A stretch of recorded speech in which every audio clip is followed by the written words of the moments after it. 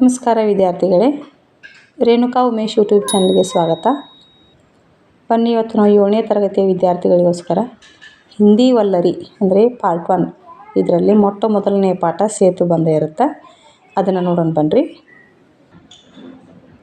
7ನೇ ತರಗತಿ ವಿದ್ಯಾರ್ಥಿಗಳಿಗೆ ಮೊದಲಿಗೆ ಸೇತು ಬಂಧ ಇರುತ್ತೆ.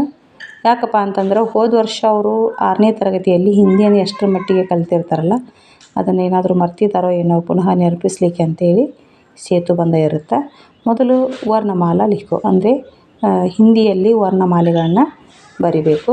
ಅದೇ ನಂತರ ಸ್ವರ और ವ್ಯಂಜನೋ ಕೋ ಪಹಚಾನಾ ಕರ್ ಲಿಖೋ ಅಂದರೆ ಇಲ್ಲಿ ಈ ಬಾಕ್ಸಲ್ಲಿ ಸ್ವರಗಳು ಮತ್ತು ವ್ಯಂಜನಗಳನ್ನು ಮಿಕ್ಸ್ ಮಾಡಿ ಕೊಟ್ಟಿರ್ತಾರೆ. ಈ ಕಡೆ ಅದನ್ನು ನಾವು ಸ್ವರಗಳು ಬೇರೆ ವ್ಯಂಜನಗಳು ಬೇರೆಯಾಗಿ ಇದರೊಳಗೆ ಆರಿಸಿ ತೆಗೆದು ಇಲ್ಲಿ ಬರೀಬೇಕಾಗ್ತೈತಿ.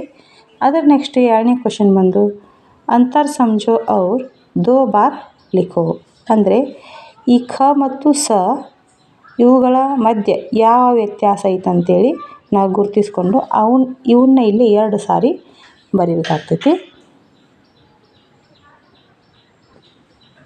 ಅದೇ ರೀತಿ ಇನ್ನು 4ನೇ ಪ್ರಶ್ನೆ ಇನ್ ಅಕ್ಷರೋ ಕಿ 12 ಕಡಿ.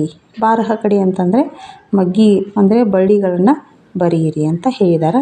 ಗ ಚ ನ ದ ಬ ಈ 5 ಅಕ್ಷರಗಳ 12 ಕಡಿ ಬರೀಬೇಕು. ಇನ್ನು 5ನೇದಾಗಿ ಉಚಿತ ಚಿಹ್ನ ಲಗಾಕರ್ ಲಿಖೋ ಸರಿಯಾದ ಚಿಹ್ನೆಗಳನ್ನು ಬಳಸಿಕೊಂಡು ಈ ಒಂದು ಇಲ್ಲೇ ಬದರ್ ಅಂತ ಕೊಟ್ಟಿದ್ದಾರೆ.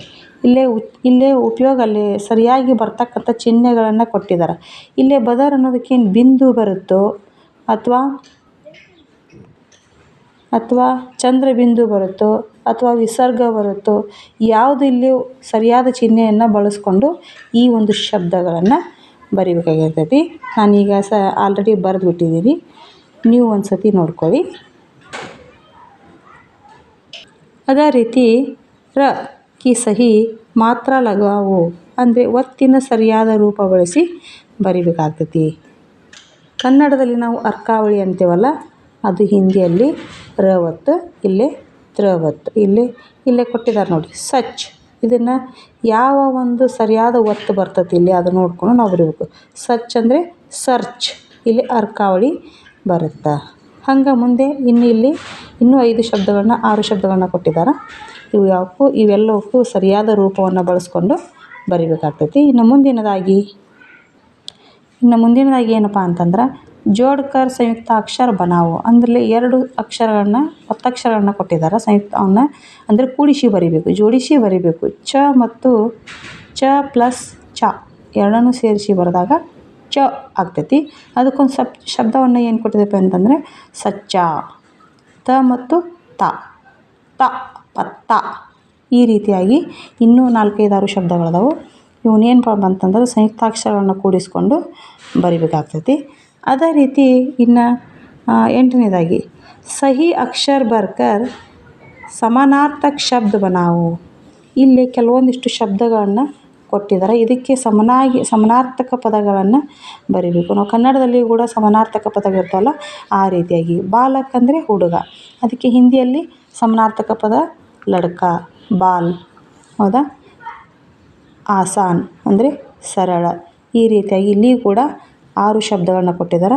ಆ 6 ಶಬ್ದಗಳಿಗೆ ಸಮಾನಾರ್ಥಕ ಪದಗಳನ್ನು ಬರೆಯಲಾಗೈತಿ. ಈ ಸಮಾನಾರ್ಥಕ ಪದಗಳನ್ನ ಬಳಸ್ಕೊಂಡು ಇಲ್ಲಿ ಪದಬಂಧ ಜೋಡನ್ನು ಮಾಡಲಾಗಿದೆ. ಇಲ್ಲಿ ನೋಡಿ, ನೀವು ಕೂಡ ಈ ರೀತಿಯಾಗಿ ಪದಬಂಧ ಜೋಡಣೆಯನ್ನು ಮಾಡಬೇಕಾಗ್ತೈತಿ. ಅದೇ ರೀತಿಯಾಗಿ ಮುಂದಿನದಾಗಿ 9ನೇ ಪ್ರಶ್ನೆ ಖಾಲಿ ಜಗಹ ಬರೋ ಅಂದರೆ ಬಿಟ್ಟ ಸ್ಥಳಗಳನ್ನು ತುಂಬಿರಿ. ಕಾವ್ ಕಾವ್ ಕರ್ತಾ ಹೈ ಅಂದರೆ ಕಾವ್ ಕಾವ್ ಅಂತ ಯಾವುದು ಕೂಗ್ತೈತಿ? ಯಾವುದು? ಕವ್ವ ಅಂದರೆ ಕಾಗೆ. ಇನ್ನು ಮುಂದಿನದಾಗಿ ಗುಟುರ್ಗು ಕರ್ತಾ ಹೈ. ಗುಟುರ್ಗು ಅಂತ ಯಾವುದು ಕೂಗುತ್ತೆ? ಕಬೂತರ್ ಅಂದರೆ ಪಾರಿವಾಳ.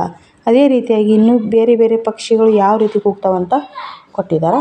ಇವಿಷ್ಟು ಕೂಡ ಅವು ಯಾವ ರೀತಿ ಕೂಗ್ತಾವೆ ಅನ್ನೋದನ್ನು, ಅವು ಕೂಗ್ತಕ್ಕಂಥ ಪ್ರಾಣಿಗಳ ಹೆಸರನ್ನು ಇಲ್ಲಿ ಬರಿಬೇಕಾಗ್ತೈತಿ.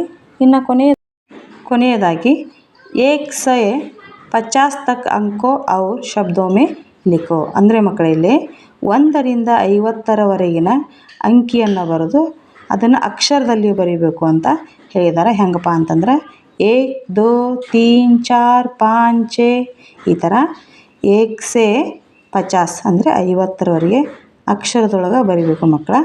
ಓಕೆ, ನೋಡಿದ್ರಲ್ಲ ಸರಿನಾ ಮಕ್ಕಳೇ, ನನ್ನ ಚಾನಲ್ ಮೊದಲನೇ ಸಾರಿ ನೋಡಾಕತ್ತೀರಾ? ಹಾಗಾದರೆ ಸಬ್ಸ್ಕ್ರೈಬ್ ಮಾಡ್ಕೊಳ್ಳಿ. ನಂತರ ಪಕ್ಕದಲ್ಲಿರೋ ಗಂಟೆ ಐಕಾನನ್ನು ಕ್ಲಿಕ್ ಮಾಡಿ ಅಲ್ಲಿ ಆಲ್ ಅಂತ ಸೆಲೆಕ್ಟ್ ಮಾಡಿದ್ರಿ ಅಂತಂದ್ರೆ ಆವಾಗ ನಾನು ತೆಗಿತಕ್ಕಂಥ ಹೊಸ ವೀಡಿಯೋಗಳು ನಿಮಗೆ ಮೊದಲು ಬಂದು ಸೇರ್ತಾವೆ. ಒಂದು ಲೈಕ್ ಕೊಡೋದನ್ನು ಮರಿಬೇಡಿ ಮಕ್ಕಳ. ಇನ್ನೊಂದು ವೀಡಿಯೋಕ್ಕೆ ನನಗೆ ಪ್ರೋತ್ಸಾಹ ನೀಡಿದಂಗೆ ಆಗುತ್ತೆ. ನಿಮ್ಮ ಅನಿಸಿಕೆಗಳು ಏನೇ ಇದ್ದರೂ ಕಮೆಂಟ್ ಮೂಲಕ ತಿಳಿಸಿ ಅಂತ ಹೇಳ್ತಾ ಈ ಒಂದು ವಿಡಿಯೋವನ್ನು ಮುಗಿಸ್ತಾ ಇದ್ದೀನಿ. ಮುಂದಿನ ವಿಡಿಯೋದಲ್ಲಿ ಸಿಗೋಣ ಮಕ್ಕಳೇ. Thank you for watching. Bye.